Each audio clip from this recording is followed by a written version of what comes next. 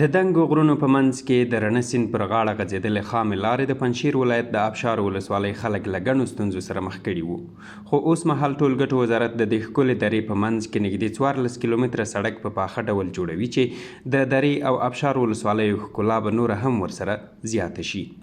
د ابشار ولسوالۍ خلک دې سړک ته خوشحاله دي او وایي چې د شاوخوا 3 ساعتونو تګ به 1 ساعت ته رالنډ شي. تا فعلا خامه بود، حالی که ما یک سرک خوب اساس و با قانونی و استاندارد آمده ما به 100% راضی هستیم. به خاطر اینکه در ولایت پنجشیر ما یک پروژه قوی اساس در اینقدر طول عمر ما نامده بود.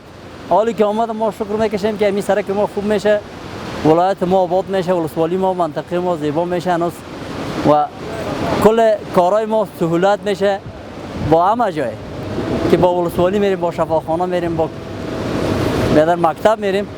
ما از این بسیار خوش هستیم. ټولګټو وزارت د هیواد په ګڼو ولایتونو کې سړکونه جوړوي، خو ساتنه او څارنه یوه ستونزه ده چې د خلکو رول پکې مهم دی.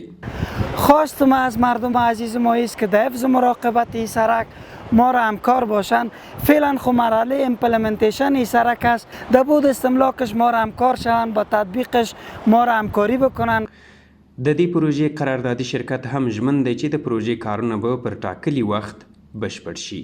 ساختمانی کارونه د کټینګو کارونه او نور د کوم تخنیکی کارونه چې وي د سروي ګروپونه ټول د موږ په ساحه کې جریان لري او د 20 نه 25 ټیمي ګروپو پر سانکاري د موږ جریان لري او لیبر دی ان سکیل لیبر او سکیل لیبر او تخنیکی ټیم د موږ ټول په ساحه کې پوره دی او پوره هماهنګي باندې موږ غواړو چې دغه پروژه په خپل میاد او په خپل وخت باندې تکمیل شي.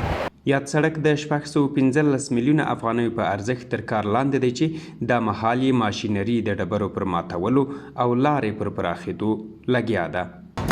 امن د آبادۍ لپاره د بنسټ لومړنۍ خښته ده. په دې سیمه کې ګڼ شمېر خلک اوس په کار لګیا دي. تاسو یې وینئ چې دلته د 2 دنګو غرونو او یوه رڼه سیند په څنګ کې پر سړک او لاره کار روان دی. دلته به خلک وکولی شي چې له پنجشیر ولایت مرکز سره همداشان د درې ولسوالۍ او ابشار ولسوالۍ وصل کړي.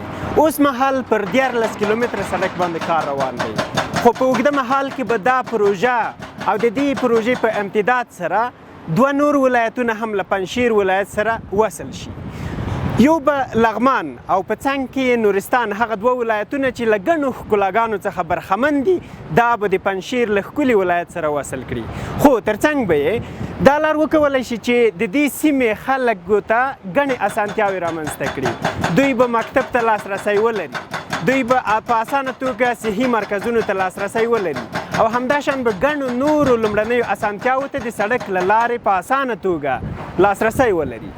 اوس مهال دا سړک تر کار لاندې دی، خو په اوږده مهال کې چې کله نورستان او لغمان له دې ولایت سره وصل کیږي، وبه کولی شي چې د افغانستان د سیاحینو تر څنګ د ټولې نړۍ سیاحین هم دې سیمې ته راشي او له دې لارې د نورستان ښکلاګانو ته لاسرسی ولري او هلته لاړ شي.